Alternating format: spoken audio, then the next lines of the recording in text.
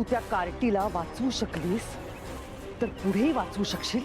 हं? जे महागौरीच्या मनात असणार तेच होणार.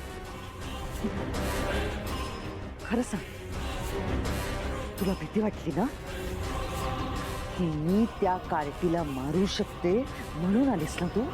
हा, भीती तुला वाटलीये, घाबरलीयस तू. तुझं काहीच चालत नाही म्हणून तर या युद्धात एका चिमुकलीचा जीव घेण्याचा प्रयत्न करतेयस तू. पण लक्षात ठेव, यापुढे तुझ्या वाईट नजरेने तू वेदाकडे पाहू सुद्धा शकणार नाहीस. तिला इजा जरी पोहोचवण्याचा प्रयत्न केलास ना तरीही काय होऊ शकतं याचं उत्तर तुला मिळालंय. तुझी दृष्टी गेली नाही पण जाऊ शकते.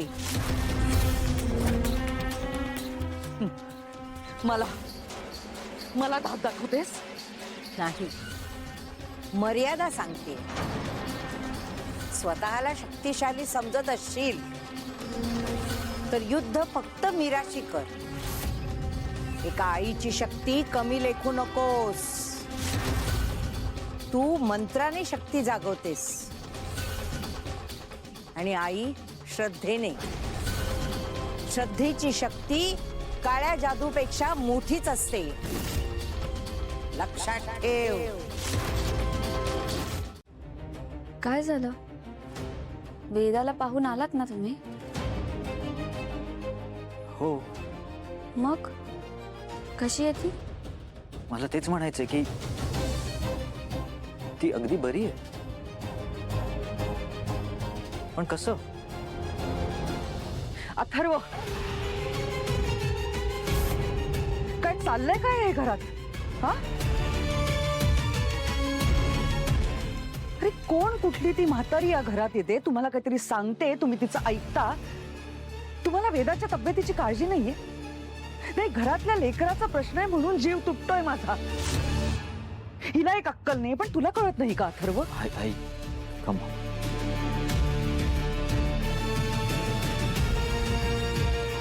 मी जस्ट वेदाला चेक करून आलोय. ती अगदी बरी, अगदी नॉर्मल आहे. इनफॅक्ट असं वाटतच नाही की तिला कधी ताप आला पण होता. ओके, शांत हो, काम. अथर्व, ताप आत्ता नाहीये पण पुन्हा येणार नाही. कशावरून? कोण घेणार आहे जबाबदारी? अगं आई, मी घेते जबाबदारी.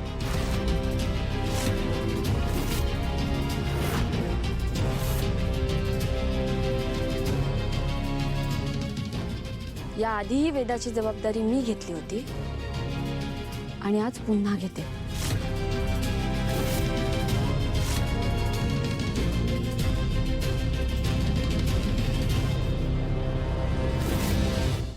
एकच काम वेदाला संपवायचंय. एक जीव त्यातून उघडला असता आपल्या शक्तीचा महामार्ग. वेदाचा अंत झाला असता तर मीराला नियतीसमोर झुकावं लागलं असतं. पुन्हा मूळ जन्माला घालावंच लागलं असतं. पण एवढी मोठी योजना, इतकी वर्ष साठवलेली शक्ती सगळी मातीत मिळाली. मार्जरी, त्या महागौरीचा काहीतरी बंदोबस्त करावा लागेल.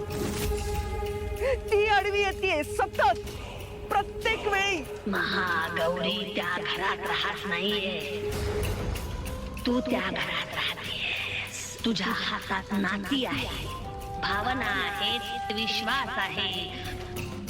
महागौरी त्या म्हाताऱ्या शरीराचा वापर करून तुला हरवते. लाजीरवाणा आहे हे, लक्षात ठेव. महागौरी प्रत्येक क्षणी तिथं नसते. ती फक्त योग्य क्षण साधते. पण तू प्रत्येक क्षणी तिथे असतेस.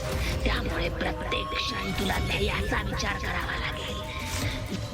वेदा नाही मेली तर आता मीरा मूल जन्माला कशी घालेल? विचार कर. काहीतरी करावंच लागेल, काहीतरी करावंच लागेल.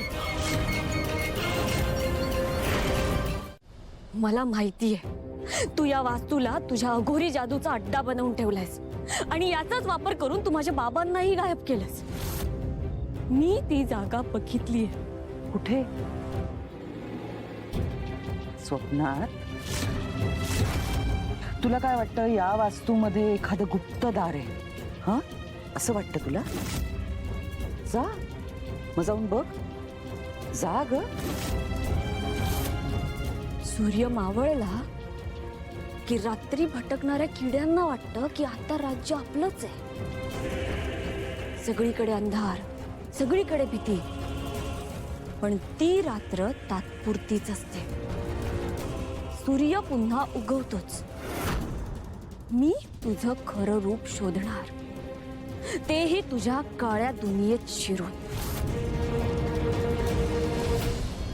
कसंय मीरा, दिवसा चिवचिव करणाऱ्या चिमण्यांना असं वाटतं की एकदा का सूर्य मावळला की पुन्हा रात्र होणारच नाही. पण सूर्य मावळतोच आणि रात्री निशाचर बाहेर पडतातच. तू उजेडाच्या गोष्टी करतेस, पण काळोखात शिरायला धाडस लागतं. ठीक आहे, मग आपल्यात उजेड आणि काळोखाचा खेळ सुरू झाला असं समज. आता बघूयाच, तू काळोखात राहून जिंकतेस की मी उजेडात राहून जिंकते.